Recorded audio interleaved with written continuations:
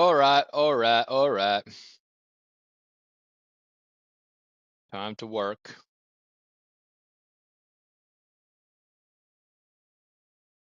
Let me set it up real quick.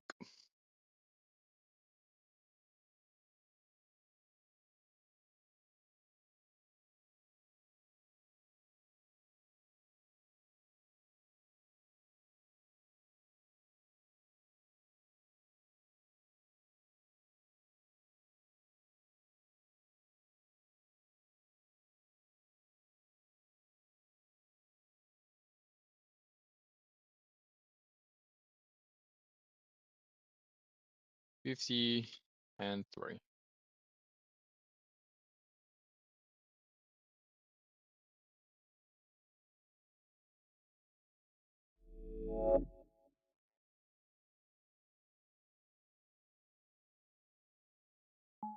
Oops, wrong one.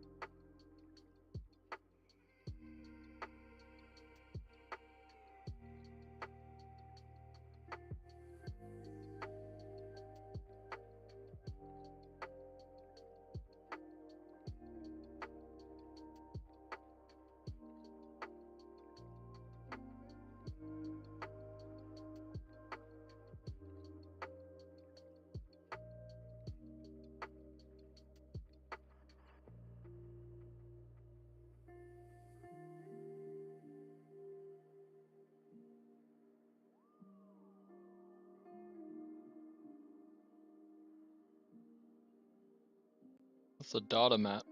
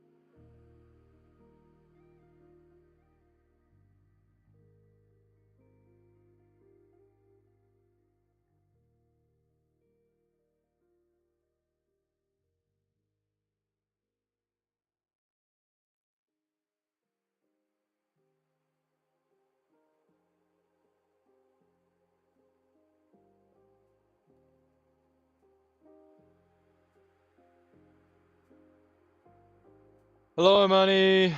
Hello, hello. Right now we're actually doing a study with me session again. Yay, back to the old days. Not even study with me, as assignment with me. Assignment with ChatGPT.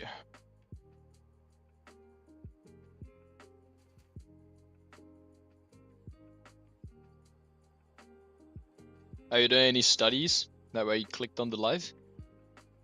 Or are you just chilling?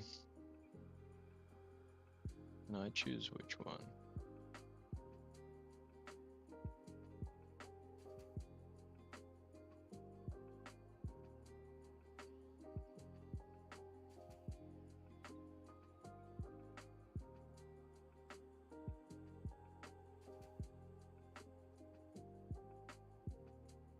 Oh, shit.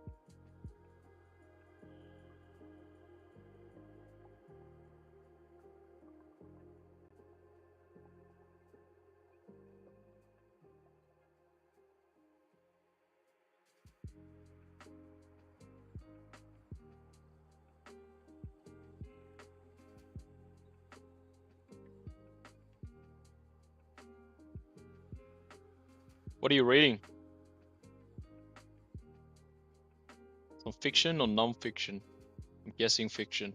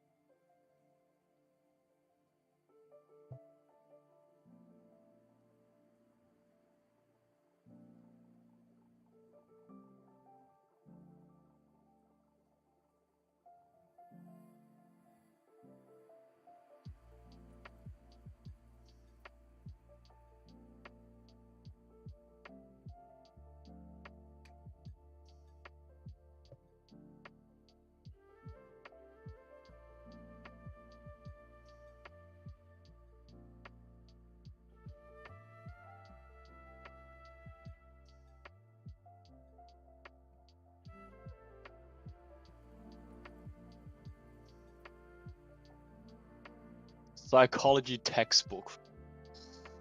Yeah. If you're doing psychology, do you know Jordan Peterson? I was talking about his book 12 Rules for Life today, actually.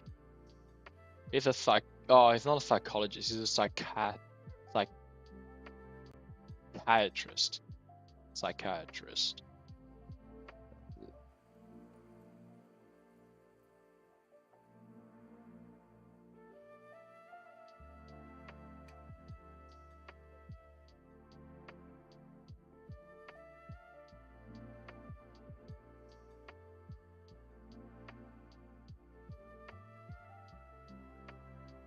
Hey Torujo, I am doing some, well, not even studying, I'm doing a finance assignment for advanced derivatives.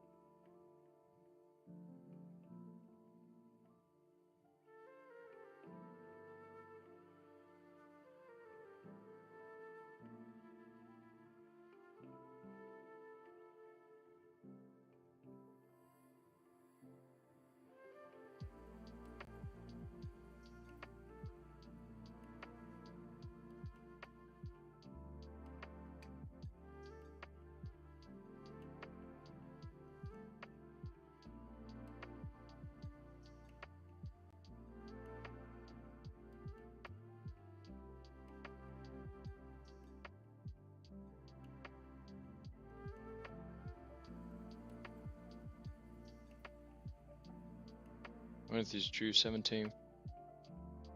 Oh fuck, it scared me, it's fucking 17th of September.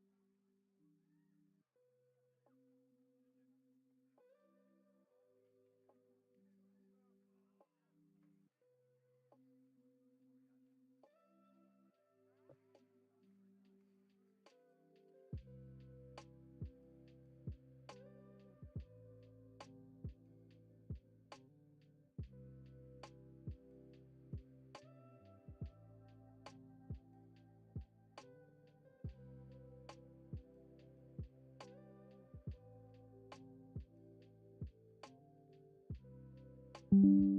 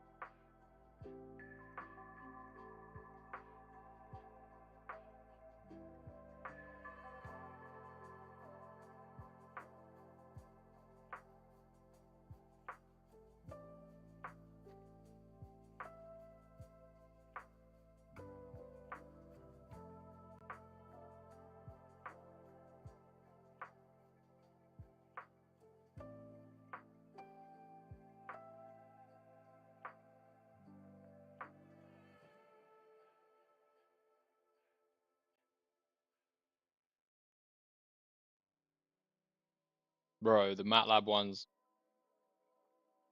Oh, the MATLAB equations are so shit.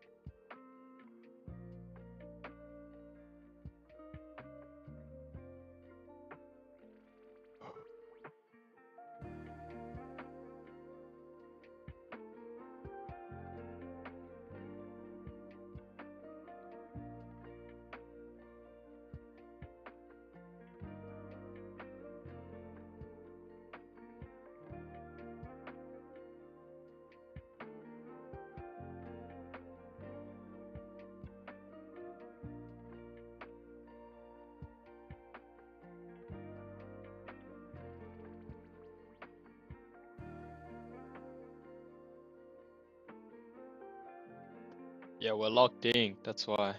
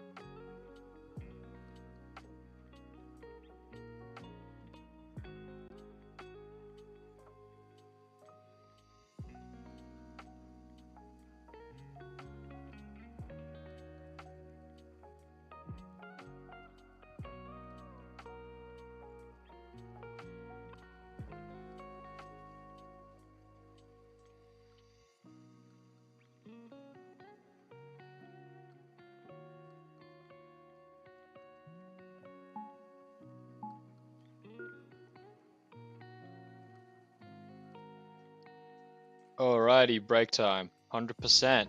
Hell yeah, seems like today was an unusual quiet time for diving into your work. Wait. Wait, what? Unusually quiet time?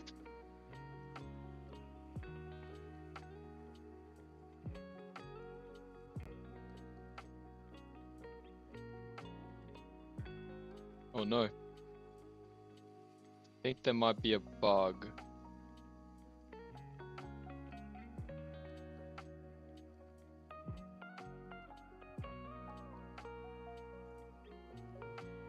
Oh, I think instead of studying, I think we found ourselves something to do.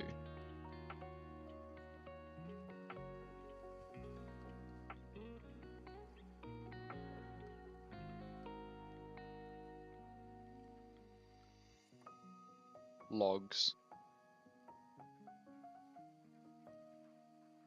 They're all good logs. But the fucking session summary doesn't make sense. I think it's because aggregate comes before. Oh.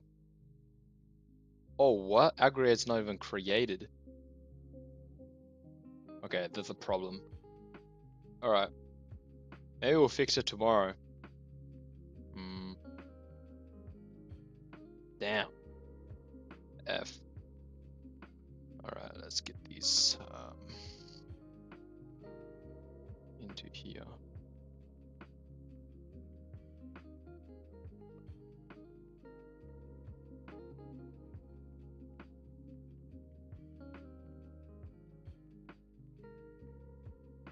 And let's just submit this.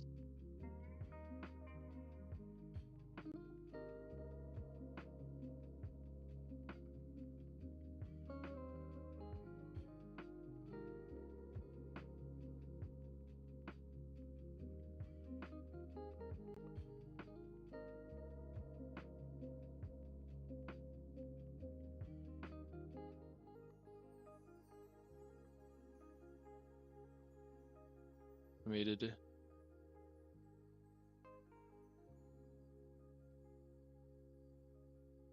Another assignment we had to do. Let's finish this one, this lecture. And then we'll move on to another assignment.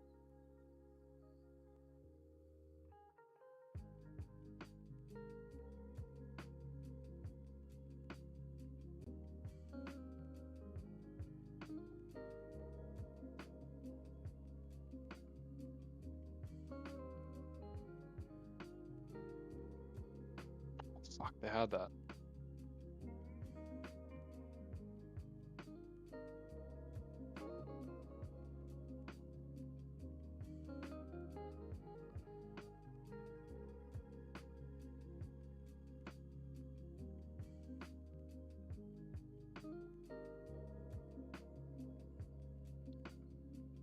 Alright, breaky. We're gonna watch some Greg Doucette videos. Tougher than you. I don't need to eat. I'll do 5 hours of cardio a day. I'll eat perhaps once or twice a week. So what? So what if I lost 40 pounds in whatever, a couple months? That's no big deal. Sit down as well. Do you think that's the message I want to send to the world? And so although he's an inspiration, he's inspiring, he's a hard worker, I don't want you to copy this diet. The diet of 1,500 calories a day, doing 3 to 8 hours of cardio, and on top of that, having days he doesn't even eat if his weight isn't going down. It's a slippery slope. But the biggest thing she was scared of was that I was so obsessed with being tough. I was so obsessed with seeing the number go down. A lot of the days, I didn't eat. And so we have a concerned girlfriend, and so she should be.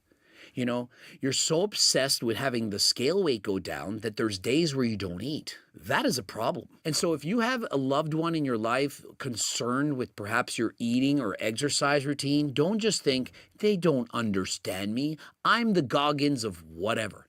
They might actually be concerned. So for example, when Togi's gambling all hours of the night, using recreational drugs, steroids, and so on, and somebody says, you know, I'm concerned, you should probably think, Is there a reason for that? Why are so many people saying this? Do they just not understand me, or do I maybe not understand myself? Do I understand why I'm going through all of this? And most days, I worked out more than I slept. If you're working out more hours than you're sleeping, ask yourself, do you need to? Do you really need to be that tough? Why do you need to be that tough? Is there something wrong with your ego? Are you not man enough, woman enough, and so on? You don't need this. So when Emily asked me to rest, Which way did I come from? that's what she meant. And remember, rest is sexy time. How much sexy time do you think this man is getting losing 40 pounds this quickly? Hardly eating anything. What do you think his testosterone levels are? Remember, if you're doing massive amounts of cardio on a restrictive diet, your testosterone levels are likely going lower than last time. And so why not pick up G-Test? Improve your testosterone, maximize it. Now, remember, I'm not talking about if you need HRT. If you need to get HRT, you have reduced levels of testosterone, you need a doctor to go over your blood work. I've partnered with Transcend. A qualified medical doctor will in all hours. I feel like I'm tough. Imagine being this guy. I think I'm at a 26-inch waist. And so while pulling the waist hum and type, he's getting a 26-inch waist. See, that's how it starts. You put the waist loosely, then you keep pulling it tighter and tighter and tighter, and you say, oh, look at the gains I made. I have a 26-inch waist. It's not 26 inches. 2, we signed up for our next race, an Ironman. I can't believe I actually registered. That was $1,000. And so he's now signed up for an Ironman, and why is he doing this? To prove that that fat, slob, slow kid, whatever, that isn't actually him. That he can do it. Rather, she asked why working out is so important to me. If I had to answer, it's because I hate the person I was 100 days ago.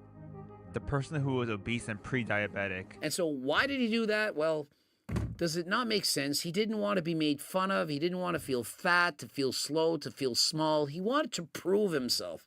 And prove to himself he did. I'm running away as far as I can from this person. Oh, I don't know what to do.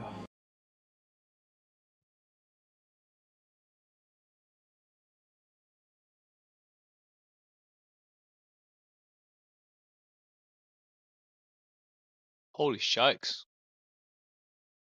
Greg Doucette makes 2 videos a day.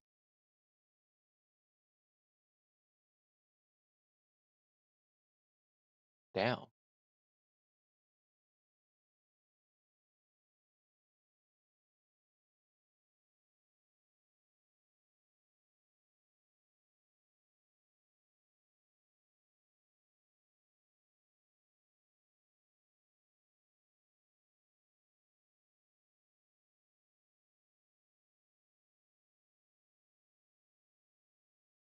$4K videos.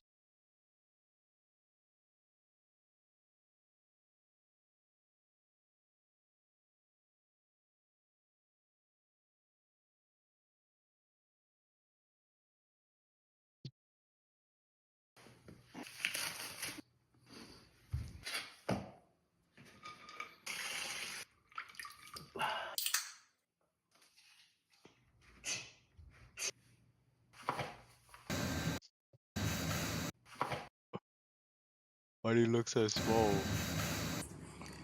50 keys of authentic Turk straight from Uzbekistan. I got the tea. 10, yeah. Yeah, got the tea. 10, yeah.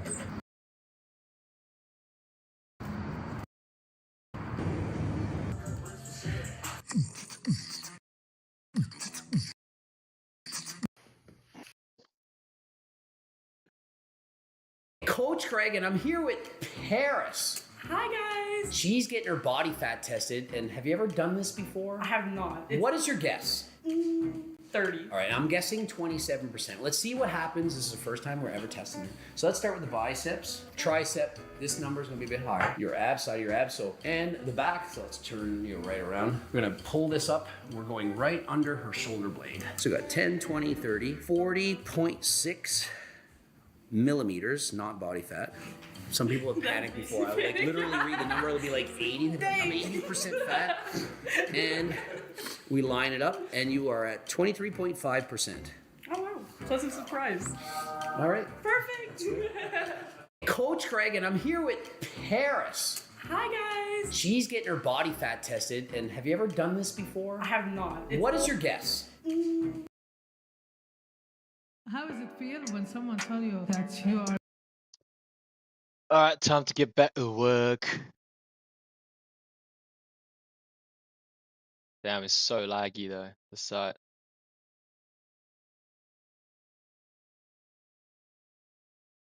Hmm.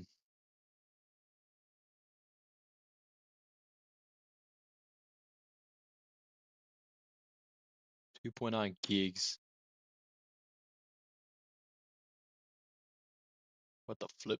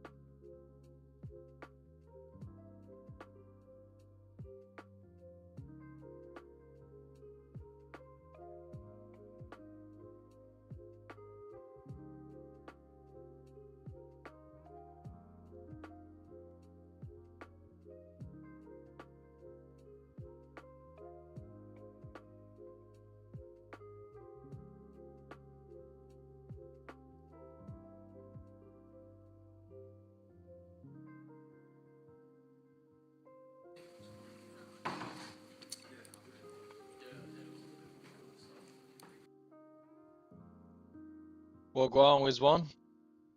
We're still live because we're doing uni work now. There's endless work to be done every single day.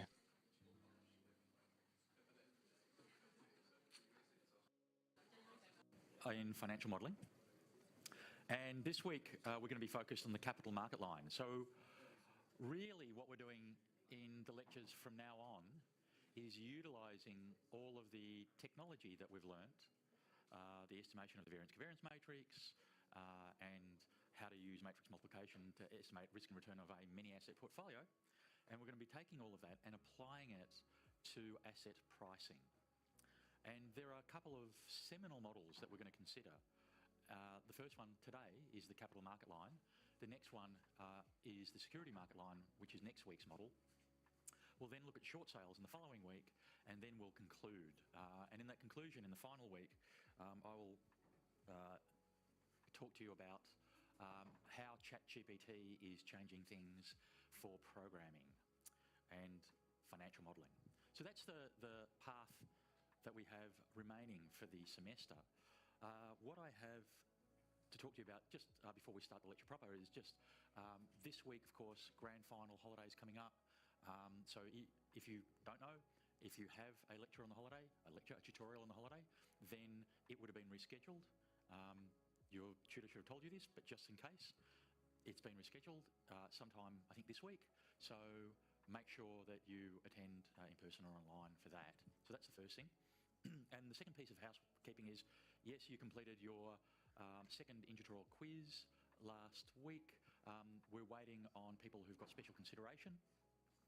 Most of those people are going to complete their quizzes either this week or maybe even week 10, but sometime between then and now, we will, or now and then, we will release the marks like we did last time, and you'll be able to go to your tutor in consultation and go through your responses and the answers with your tutor. So does anyone have any questions about that or about anything else before I start the lecture proper? All good? As always, grab the PowerPoint slides off Moodle, grab the relevant worksheets for your homework, because I'll be discussing them today in the lecture, and also log into Poll Everywhere, because I will ask you a poll about your homework towards the end of the lecture as normal. So let's begin. So this is your workbook for this week. It's spreadsheet 5. And I'm going to be focused on that workbook as we go through today's lecture. I'm going to step through not all of the steps, but many of the steps that are required for you to do your homework this week. What is all this about? It's about the capital market line. So in the previous lectures, we've looked at how to estimate many asset portfolio risk and returns.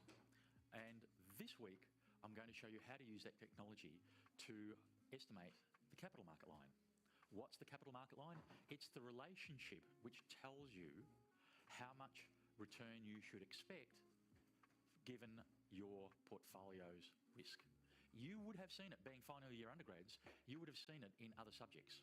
And remember that this subject is meant to be a capstone where we're meant to revisit some of the things that you've seen in other subjects. Of course, the difference with this subject is that you implement the estimation of, for instance, the capital market line using real data in Excel and VBA. So we're going to be doing that.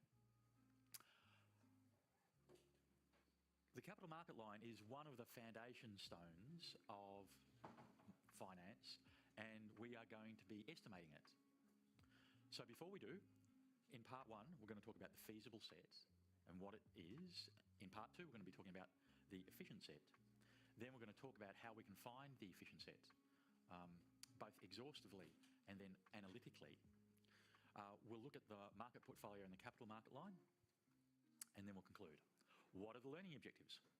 I want you to know how the capital market line is derived from the application of return and variance formula provided in previous lectures.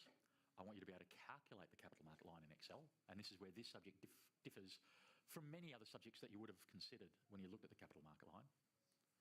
I want you to know and understand what the capital market line tells us about investing and how you can use it for investment decisions. I want you to understand the definition of a feasible set. I want you to understand the definition of an efficient set. I want you to appreciate that the efficient set is a subset of the feasible set and that it represents a rational portfolio choice. I want you to know what an envelope portfolio is and know how you can find the efficient set by combining a couple of envelope portfolios. I also want you to appreciate that you can find the efficient set exhaustively. But I'm going to show you some analytical methods instead to find the efficient set. And I want you to know how to use those methods to find the entire efficient set. And then calculate the efficient set using two envelope portfolios, find the market portfolio on the efficient set, combine it with the risk-free rate, and thereby get the capital market line. Okay, so let's look at part one. Finding the feasible set. So we know how we can, for a mini asset portfolio, we can calculate the expected return. We also know how we can calculate the expected risk. What we can do to find the feasible set, such as this, is we can set or select a group of random weights. Of course, the weights have to sum to 1. Let's say we have 100 stocks in our stock universe. We select randomly a set of 100 weights, and those weights sum to 1. That's a property of the weights of a portfolio. Then what we do is we use the technology that we've learnt up to this point to calculate the expected return of that associated with that random set of weights.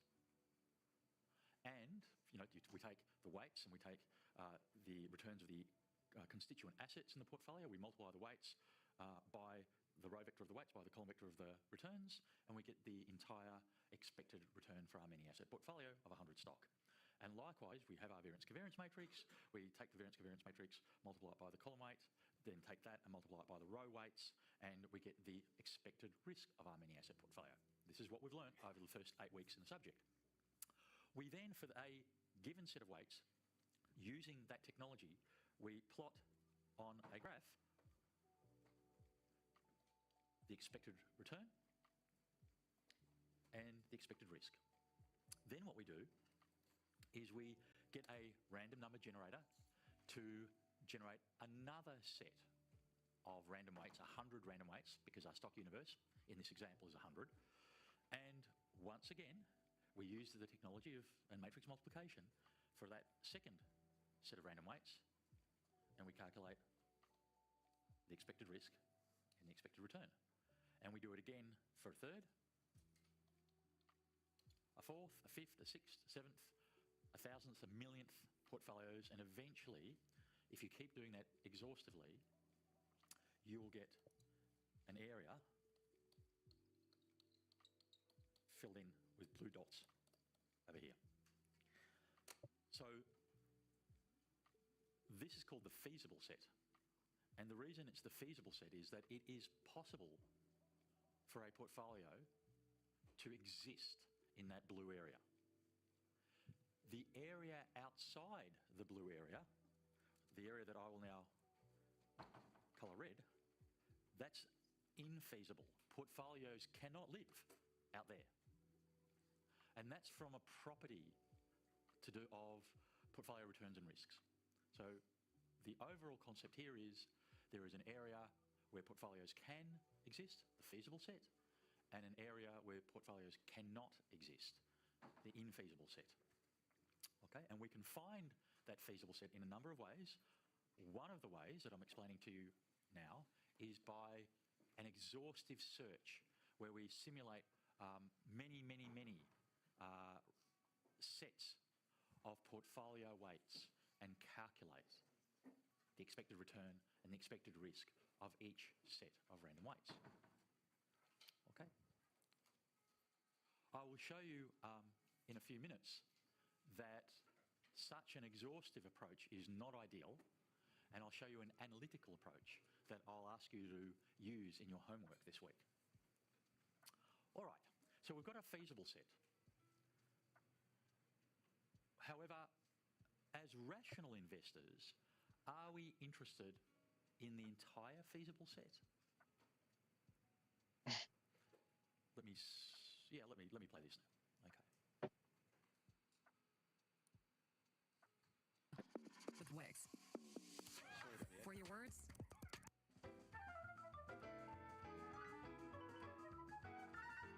investment choices involve a trade-off between risk and reward.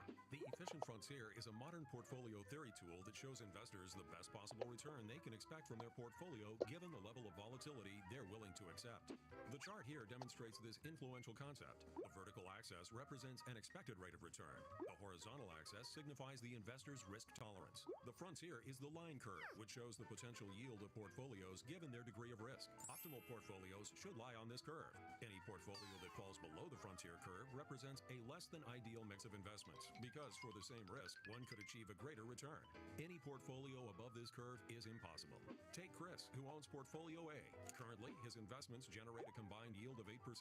Based on the Efficient Frontier, however, Chris can be achieving the same level of return with a considerably safer mix of investments if he owned Portfolio B. Both portfolios offer the same level of return, but Portfolio B has a lesser risk. The job of investment advisors who use modern portfolio theory is to identify a basket of securities that gets as close as possible to the frontier. Investors should realize there's no preferred point on the frontier. A young professional is probably willing to accept a higher level of risk and will therefore want to be somewhere near the right of the curve. For an older adult nearing retirement, a portfolio further to the left may be ideal. What's important is to get as close as possible to the efficient frontier, whatever your risk profile may be. Okay, so we've talked about the feasible set, and as a consequence of the feasible set, as that video has highlighted, there's a subset of that feasible set called the efficient set. That's the set that everyone wants to be invested in. So we've got the entire feasible set. We've got an efficient set, which is in black here, a black line, which is the top. Why is that the efficient set? Well, if you had a choice between three portfolios, Z, Y, and X, which all have the same risk, you would choose X. Why? Why? X has a higher return given the same risk as Y and Z. So X is preferred, X is on the efficient set. That's true for X. It's also true for other portfolios along the risk spectrum. You can see that as you move up the risk spectrum, you'll get a slightly higher return. So more ambitious investors, typically those that have a longer horizon, younger people, would typically want to have more risk because they can tolerate the deviations in their portfolio profits and returns in a downturn because they have time to make up any downturns in the future.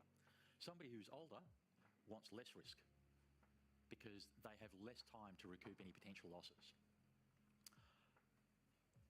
The efficient set doesn't preference where you sit. You do, based on your risk tolerance. So I've talked to you about how to find the feasible set exhaustively. And you may think, well, we do that exhaustive search, we do 1,000, 1,000,000, 100 million simulations, and then we just pick those portfolios at each risk level, which give us the largest possible return at each risk level, and that's our empirical exhaustive efficient set. But there are at least a couple of problems with that approach. The first problem is that no matter how many simulations you do, you can never be guaranteed that for each risk level you've found the optimal set of weights. That's one problem. The other problem with that approach is that to generate many, many, many simulations can be time consuming. So rather than do that, what I'm going to show you now is an analytical way of finding the efficient set, not the exhaustive way that I explained at the beginning of the lecture. So, what are the two steps? Well, first of all, I'm going to show you how you can find an envelope portfolio, and then I'm going to show you how you can find another envelope portfolio, and then once you've got those two envelope portfolios, I'm going to show you how that by combining them, you can actually get the entire envelope on the feasible set, and thereby you can find the efficient set.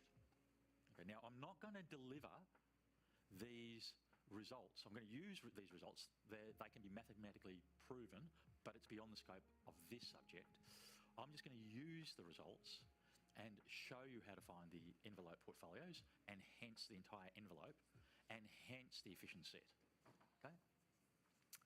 And I'm also going to do this graphically, but I'm going to go through your homework in a second and show you how to do this with real data in your homework.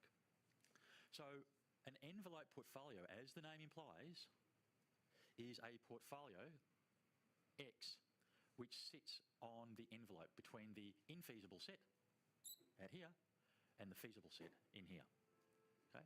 And remember, we're interested in portfolios on the envelope because a subset of those envelope portfolios from here all the way over to here represents the efficient set, which is where we want to be as any rational investor. So once we've got, let me skip forward a little bit. I'll come back to this in a second. There we are. Once we've got our first envelope portfolio, and I'll show you how to find that in a second, and once we have our second envelope portfolio, which is just as straightforward to find as the first, we then combine these two envelope portfolios using our two asset portfolio approach that we considered way back when in week 3. And then by combining those two portfolios, we can get the entire envelope. Okay, so that's the basic algorithm I'm going to show you.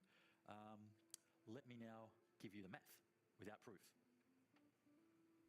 Okay, so let C be some arbitrary constant. What we do is we find our returns vector R minus C. And in vector notation or matrix notation, they're equivalent. This is how it looks. We just subtract C from every asset's return. So we equate R minus C, that is the returns minus some arbitrary constant C, to be equal to S times Z. S is the variance covariance matrix. God, I'm so bored in this. And then we solve for Z. So we pre-matrix multiply each Recently, I side hung out with of my this friend the equation other day, and yes, it was super fun. Thanks for asking. to solve for Z. So we have S minus 1 times S, that becomes the identity matrix. Then we have S minus 1 times R minus C here. And what I'm claiming is that the Z's, you'll get a matrix here or a vector. The Z matrix or vector can be normalized, and I'll talk to you about what normalizing means in a second, but all you do is you divide each of the weights of Z for each asset, I, by the sum of the weights, so that that sum adds to 1, so you normalise. Those weights X represent the investment that you need to make in each asset I, where you have I from 1 to 100, for example, such that you will get an envelope portfolio. Okay, so that's a result from math that I'm just giving to you without proof. It may seem a little abstract at the moment, so what I'm going to do is, to make it a little bit more concrete for you, I'm going to implement this in Excel. And this is what you're going to be required to do for homework. So this is your homework, spreadsheet 5. Oh my God! Bear with me. There we go.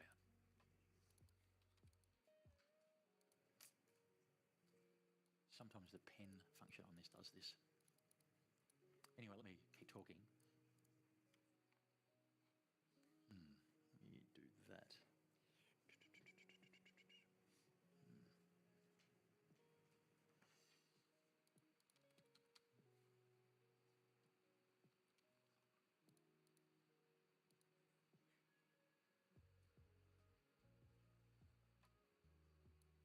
Sorry about this.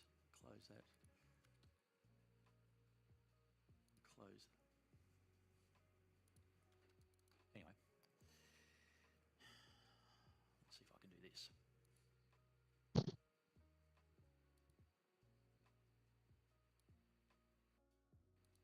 That's the. This is your homework, and what you can see is you've got a variance covariance matrix given for 4 assets. So it's a 4-asset universe. That's the variance covariance matrix. I'll make that blue. There's your return matrix. I'll make that green. So that's the return on the first asset, the second asset, the third asset, and the fourth asset. And here are two constants. The first constant I'm going to use for the first envelope portfolio is 0. And the second constant I'm going to use for the second envelope portfolio is 0.065. So let me make that blue and purple. Okay. So here in the first step of the first problem that you have to solve in your homework, you have to find R minus C. Okay? R minus C, literally take the return of the first asset up here, subtract it from your constant, which is 0, take the return of the second asset, subtract it from your constant, and so on.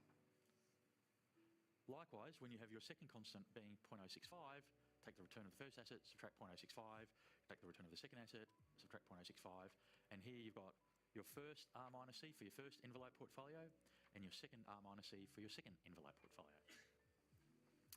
All right, now we find the Z matrix. Okay. What do? Well, to find the Z matrix is you take the inverse of the variance-covariance matrix and you multiply that by R minus C. So the inverse of the blue area, how do we find the inverse? We use the inbuilt control array function provided in Excel called M inverse. And then we multiply that using MMULT, matrix mult. Okay, I'm actually so tired. I might just go to sleep. Today's an early one. All right. See you later, guys.